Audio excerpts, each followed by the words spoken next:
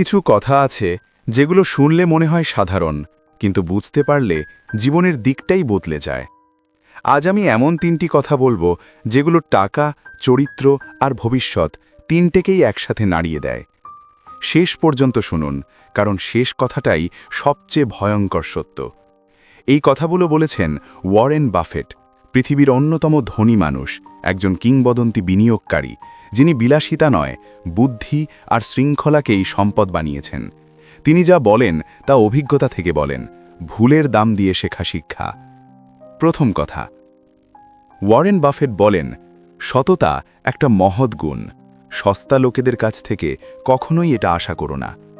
এই কথার মানে খুব গভীর। সবাই সৎ হবে এই আশা করাই সবচেয়ে বড় ভুল। যারা চরিত্রে দুর্বল তাদের হাতে বিশ্বাস তুলে দিলে শেষ পর্যন্ত ক্ষতিটা আপনারই হয়। জীবনে মানুষ বাছাই করুন চেহারা দিয়ে নয়, চরিত্র দিয়ে। দ্বিতীয় কথা, তিনি আরও বলেন, সফল বিনিয়োগের জন্য দরকার সময়, শৃঙ্খলা আর ধৈর্য।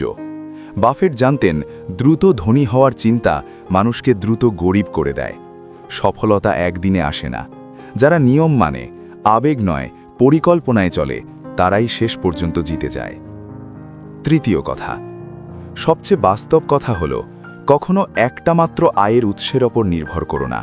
বিনিয়োগের মাধ্যমে আরেকটি উৎস তৈরি করো। একটা চাকরি, একটা ব্যবসা, সবই অনিশ্চিত, কিন্তু বিনিয়োগ এমন একটি পথ যেখানে টাকা আপনার জন্য কাজ করে। যেদিন আপনি ঘুমোবেন সেদিনও আপনার আয় হওয়া উচিত, এটাই বাফেটের দর্শন। এই 3টি কথা মনে রাখুন। মানুষে বিশ্বাস করার আগে ভাবুন, টাকায় হাত দেওয়ার আগে ধৈর্য ধরুন, আর ভবিষ্যৎ নিরাপদ করতে একাধিক আয়ের পথ তৈরি করুন। কারণ ধনী হওয়া ভাগ্যের ব্যাপার নয়, এটা সিদ্ধান্তের ফল।